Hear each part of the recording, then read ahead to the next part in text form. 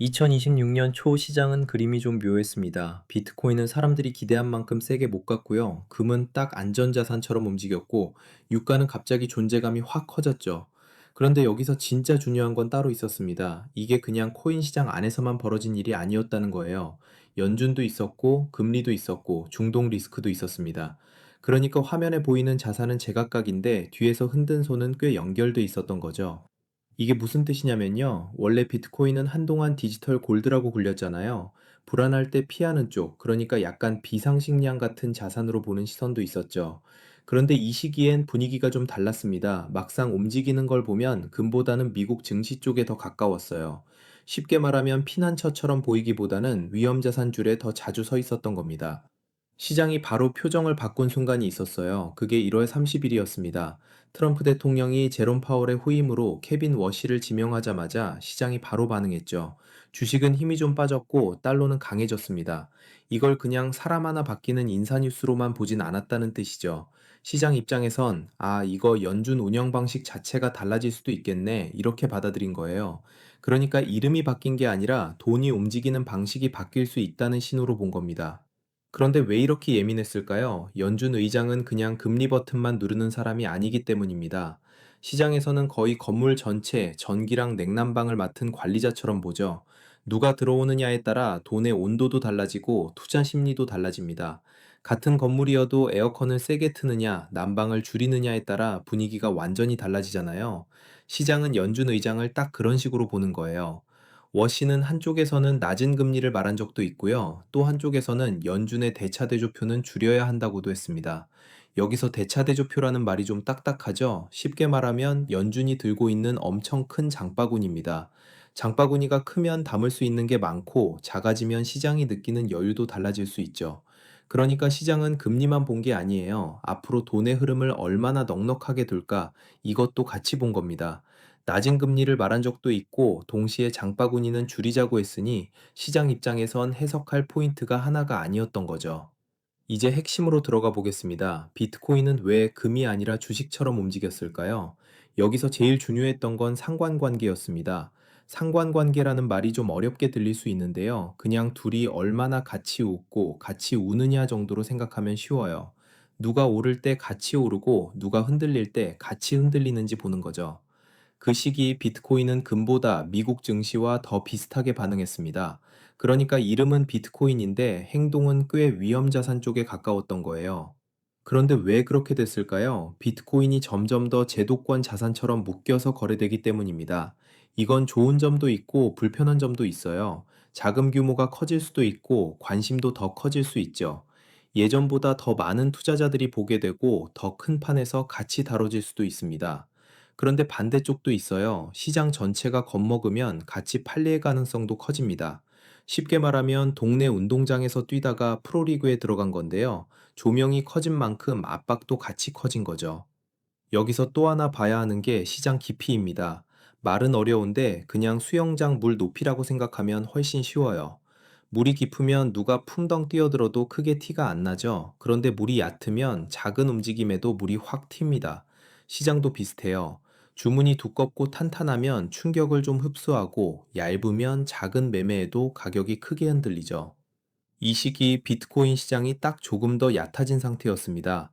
완전히 바닥난 건 아닌데 예전보다 출렁이기 쉬운 상태였던 거예요.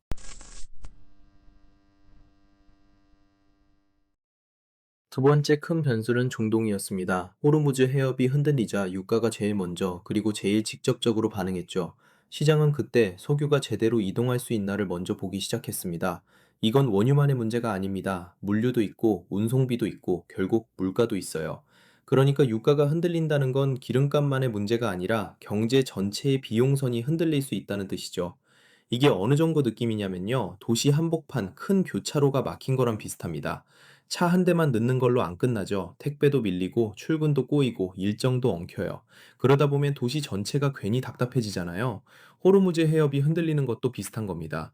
석유가 지나가는 큰 길목이 막히거나 불안해지면 시장은 바로 긴장합니다. 에너지는 거의 경제의 혈관 같은 거라서요. 길이 좁아지면 피가 천천히 도는 것처럼 비용과 심리도 같이 막히는 거죠. 실제로 유가는 정말 빠르게 반응했습니다. 브렌트유는 먼저 95달러대까지 뛰었고요. 그 다음에는 118달러를 넘겼고 장중에는 120달러도 찍었죠. WTI도 갈등 국면에서 약 60% 오른 수준까지 거론됐습니다. 이 정도면 그냥 조금 오른 게 아니에요. 시장이 지정학 리스크를 꽤 강하게 가격에 반영했다는 뜻이죠. 결국 이번 국면에서 전쟁 리스크를 가장 빠르게, 가장 직접적으로 맞은 자산은 에너지였던 겁니다. 그런데 여기서 좀 흥미로운 장면이 나와요. 겉으로 보기엔 암호화폐 시장이 꽤 크게 흔들린 것처럼 보였거든요. 가격만 보면 이거 너무 무너지는 거 아닌가 싶은 순간도 있었죠. 그런데 안쪽을 들여다보면 또 조금 다릅니다. 시장 구조 자체가 생각보다 완전히 무너지진 않았어요. 쉽게 말하면 세일은 크게 났는데 매장 기둥까지 무너진 건 아니었던 거죠. 시끄럽긴 했지만 바닥이 통째로 꺼진 건 아니었다는 얘기입니다. 숫자로 보면 더 잘 보입니다. 비트코인 변동성은 47%에서 39%로 낮아졌고요. 이더리움의 시장 깊이는 줄었다가 다시 회복됐습니다. 이 말은 뭐냐면 처음엔 시장이 꽤 크게 놀랐다는 뜻도 있고 시간이 지나면서 다시 질서를 찾아갔다는 뜻도 있어요. 불안도 있었고 복원력도 있었던 거죠. 그러니까 충격은 분명 있었습니다. 그런데 충격을 받은 뒤에 완전히 퍼져버린 게 아니라 다시 자세를 잡아가는 흐름도 같이 보였다는 거예요. 파생시장도 비슷했습니다. 청사는 크게 나왔지만 시간이 지나면서 미결제약정은 다시 회복됐어요. 이거 쉽게 보면 이렇습니다. 무리하게 들어온 레버리지가 한번 크게 정리된 거예요. 그리고 그 다음에 시장 참여가 다시 돌아온 거죠. 그러니까 집이 통째로 무너진 게 아니라 방이 한번 엄청 어질러졌다가 다시 치워진 쪽에 가까웠습니다.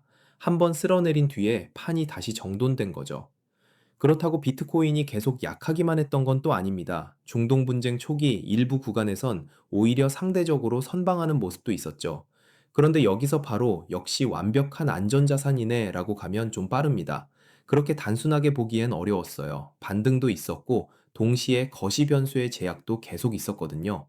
그러니까 버틴 장면도 있었고 한계가 보인 장면도 있었어요. 좋은 면도 있었고 조심해서 봐야 할 면도 있었던 거죠. 정리하면 2026년 초 시장은 이렇게 볼 수 있습니다. 연준 인사 이슈는 위험자산 전반을 다시 해석하게 만들었고요. 중동 리스크는 유가를 통해 시장 전체에 긴장을 퍼뜨렸습니다.